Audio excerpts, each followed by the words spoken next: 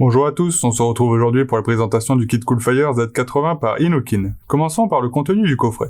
Vous y trouverez une box Coolfire Z80, un Zenith 2 équipé d'une résistance 0,8 ohms à utiliser entre 15 et 18 watts pour un tirage indirect, une résistance 0,3 ohms à utiliser entre 30 et 40 watts pour un tirage direct, un Pyrex de rechange, un second drip tip, un câble USB permettant la recharge ou la mise à jour de la box, et enfin une notice d'utilisation en français. Le Zenith 2 est un cryomiseur d'un diamètre de 26 mm, d'une hauteur de 48 mm et d'une contenance de 5,5 ml. Vous trouverez à sa base la bague de réglage d'air et sur le haut la bague de remplissage. Voyons de suite comment le mettre en route. Lors d'une première utilisation, pensez à toujours amorcer votre résistance. Pour accéder à la résistance, il faut dévisser la bague d'air, tirer sur le pot de la résistance et la faire coulisser. La résistance montée d'origine est une résistance 0,8 ohm fonctionnant entre 15 et 18 watts, information que vous pouvez lire directement dessus. Nous allons maintenant imbiber le coton de la résistance en déposant du liquide directement dessus et sur les orifices tout autour. Nous pouvons ensuite replacer la résistance, revisser la bague d'air.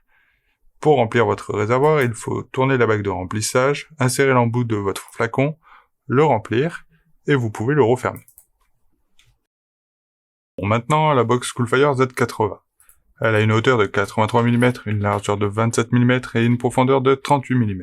On retrouve le bouton principal, l'écran, le bouton de réglage plus et moins, le chargeur USB-C et en dessous le capuchon pour accéder à la queue.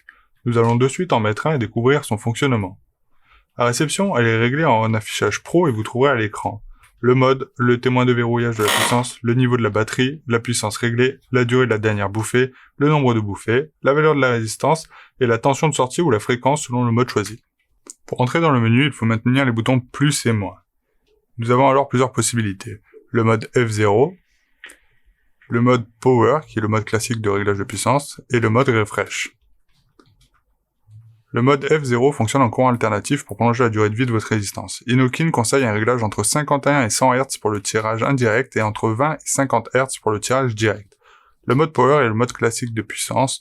Vous réglerez votre puissance entre 6 et 80 watts. Pour ce faire, il faut maintenir le bouton plus ou moins jusqu'à ce que la puissance clignote et enfin régler la puissance désirée.